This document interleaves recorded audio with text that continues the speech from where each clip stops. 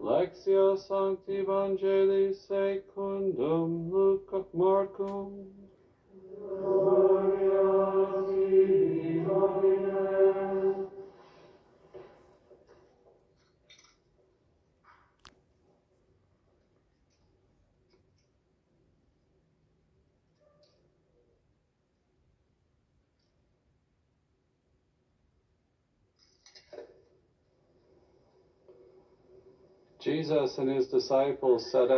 En aquel tiempo, Jesús y sus discípulos se dirigieron a las aldeas de Cesarea de Felipe. Por el camino preguntó a sus discípulos: ¿quién dice la gente que soy yo?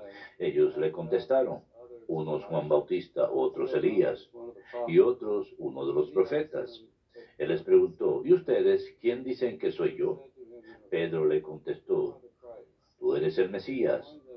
Él les prohibió terminantemente decírselo a nadie y empezó a instruirles: el Hijo del Hombre tiene que padecer mucho, tiene que ser condenado por los senadores, sumos sacerdotes y letrados, ser ejecutado y resucitar a los 3 días. Se lo explicaba con toda claridad. Entonces Pedro se lo llevó aparte y se puso a increparlo. Jesús se volvió y de cara a los discípulos increpó a Pedro: quítate de mi vista, Satanás. Tú piensas como los hombres, no como Dios.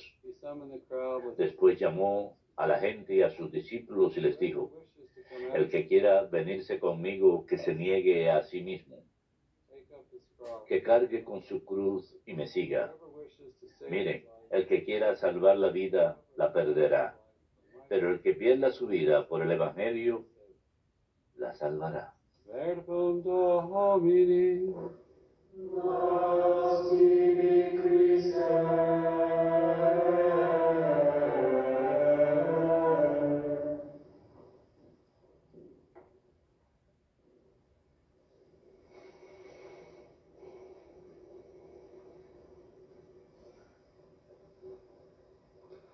This passage is about in the middle of Este pasaje está más o menos en el medio del Evangelio según San Marcos y es un punto clave.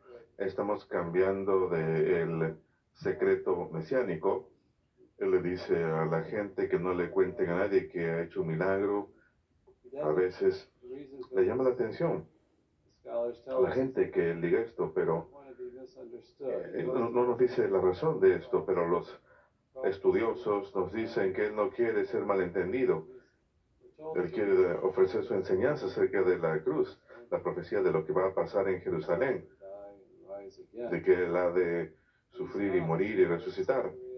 Y él se detiene aquí en Cesarea de Filipo. Esto es como unas 25 millas al norte de Capernaum.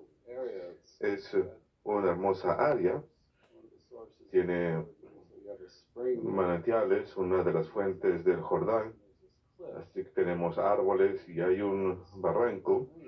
Y en esa área el manantial tiene como unos 100 pies de altura. Ese barranco es un lugar tradicionalmente de adoración pagana del dios cananeo.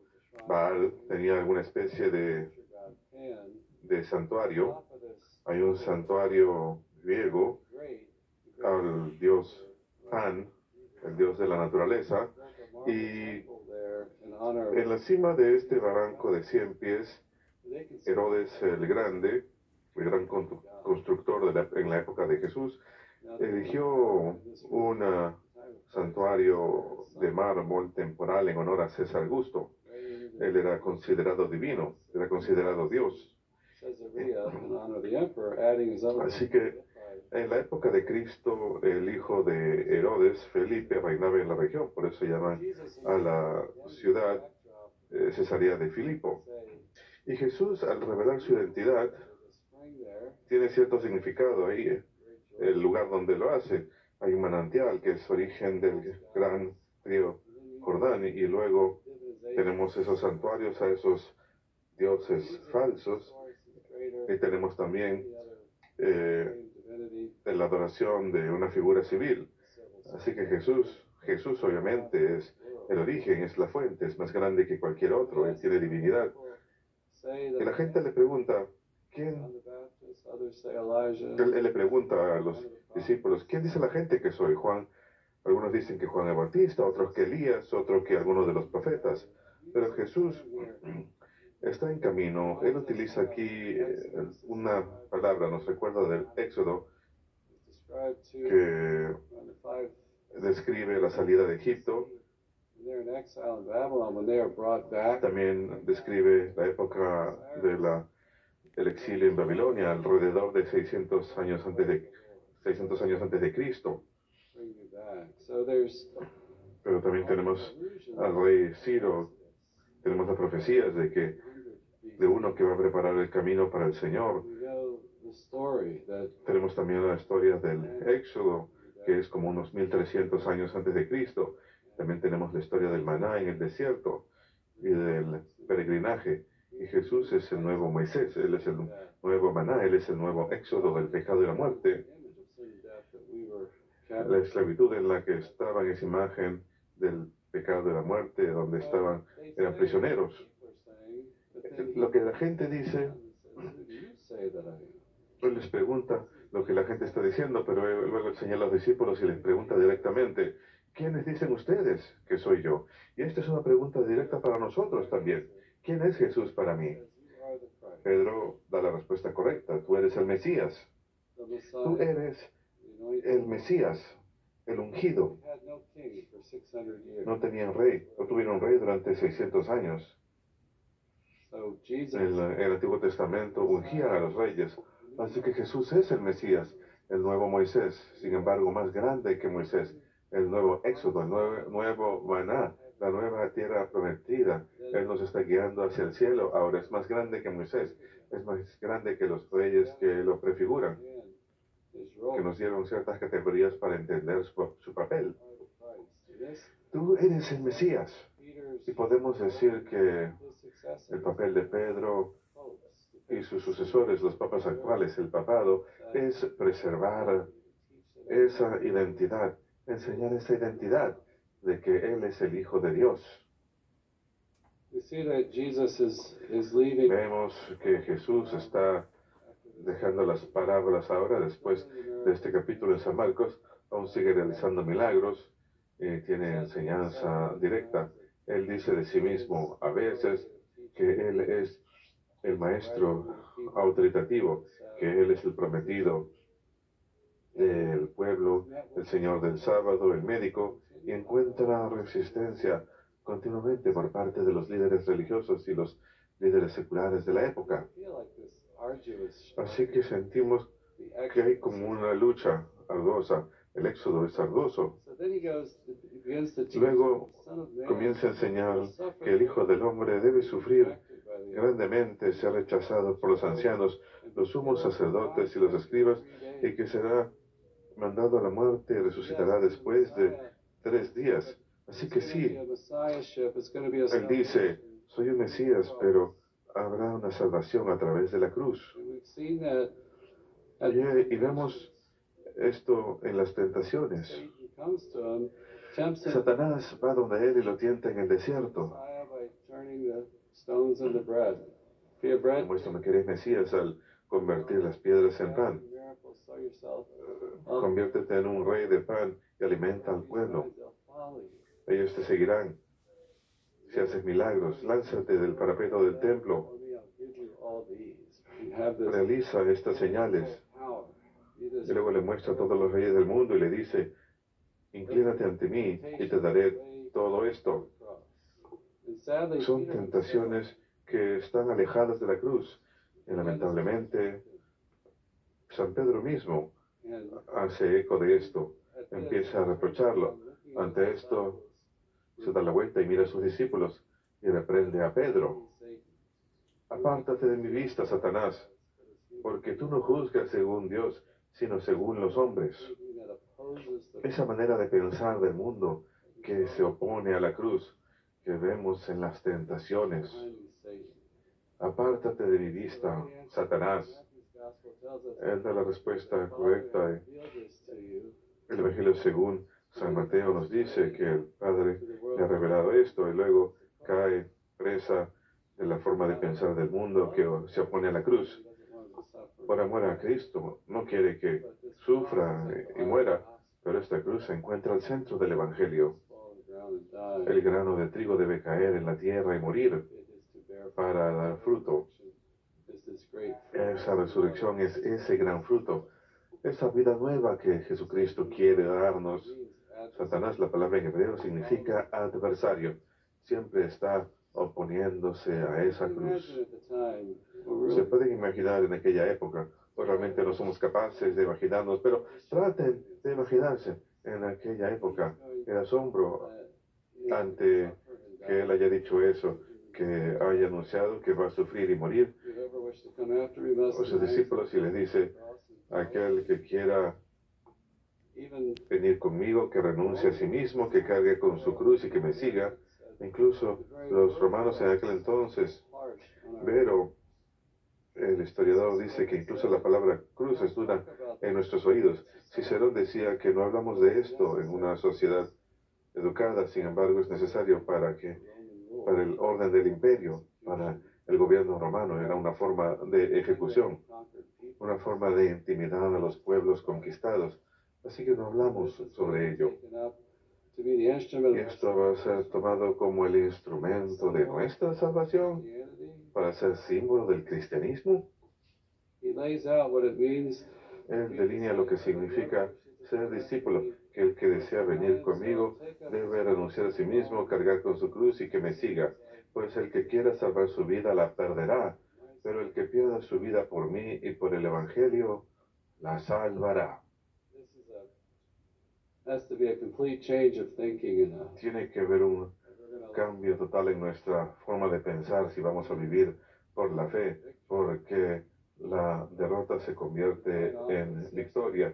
En el oficio divino ayer, en la fiesta de la exaltación de la cruz, creo que fue Andrew Creed que dijo, si no hubiera habido cruz, Cristo no hubiera podido ser crucificado, y si no hubiera habido cruz, la vida misma no hubiera podido ser clavada en el árbol, y si la vida no hubiera sido clavada al árbol, no hubiera habido ríos de inmortalidad brotando del costado de Cristo, el agua y la sangre para la purificación del mundo. El lazo legal de nuestro pecado no hubiera sido cancelado, no hubiéramos obtenido nuestra libertad, no hubiéramos disfrutado el fruto del árbol de la vida y las puertas del paraíso no se hubieran abierto. Si no hubiera habido cruz, la muerte no hubiera sido aplastada ni el infierno derrotado. Y las puertas del infierno, él continúa y dice que las puertas del infierno fueron destrozadas a través de la cruz. Esos ríos de inmortalidad brotan del costado de Cristo. Esa imagen, los sacramentos, el nacimiento de la iglesia, sin la cruz no tendríamos nada de eso. Es el trofeo de la victoria de Cristo por encima de Satanás. Se convierte en su gloria. El misterio pascual, su muerte y su resurrección confirman es la consumación de todo lo que él dijo e hizo. La cruz es señal del sufrimiento de Dios. Eso nos esperanza, ¿verdad? A través de la encarnación se rebajó, no solamente se rebajó para ser uno de nosotros, sino que se convirtió en siervo, sufriendo y muriendo por nosotros. Él ingresa a nuestros sufrimientos. Nuestros sufrimientos, nuestra cruz ahora son redentivos. El sufrimiento ahora tiene un significado, puede tener ese propósito. Pero entra en nosotros como señal de que Dios ha sufrido. Los dioses paganos en Cesarea de Filipo no hacían eso. César no hacía eso. Por supuesto, no es divino, o son divinos. Pero un Mesías tan grande, un Redentor tan grande, lo requiere todo de parte de nosotros. Debemos seguirlo. Debemos perder nuestra vida para encontrarla, para encontrar esta nueva vida divina. Y creo que esto lo vemos principalmente en nuestra obediencia. cuando somos obedientes a Dios, Él nos lleva más profundo en la oración y la contemplación y quizás el éxtasis cuando salimos de nosotros mismos y lo seguimos y nos convertimos en creyentes en Cristo, considerando lo que Dios quiere. San Juan de la Cruz diría que la menor obediencia, la menor, es más grande que todos los demás servicios que podemos darle. Así que miremos los mandamientos, miremos nuestro estado en la vida. Como se dice, miremos lo que hay en nuestra habitación, qué tenemos frente a nuestro escritorio. No tiene que ser extravagante ni exótico. ¿Qué tenemos ante nosotros? ¿Qué hace falta hacer? ¿A qué obediencia nos está llamando Dios? Incluso Pedro es llamado a seguir el magisterio de la iglesia, ha de ser el siervo de la palabra de Dios. La palabra de Dios viene a nosotros en la escritura, en la tradición, en el depósito de la fe, y Él ha de enseñar con autoridad lo que ha sido transmitido a los 12 apóstoles para que lo cuiden y lo transmitan fielmente, para que den la interpretación auténtica. Incluso Pedro debe seguir. Así que nosotros, las buenas nuevas es que no perdemos nada, sí, perdemos nuestra vida, sacrificamos lo que queremos, miramos lo que Él quiere en nuestras vidas, pero ganamos la vida eterna, ganamos la vida divina, y eso comienza ahora. Ganamos esta relación con Cristo, cobramos nuevas fuerzas en nuestros sufrimientos, cobramos un nuevo significado en la cruz que debemos cargar. Lo exige todo para perder nuestras vidas, pero salvaremos nuestras vidas. Ganaremos algo nuevo, algo mejor. Él no nos quita nada realmente grande. Sí, este mundo es bueno, pero vamos a ir más lejos y adorar al creador de este mundo. Las cosas del mundo pueden ser hermosas, hemos de usarlas en armonía con la enseñanza de Dios, pero Él nos está llamando a que compartamos en su vida misma algo mucho más grande que lo que el mundo puede darnos.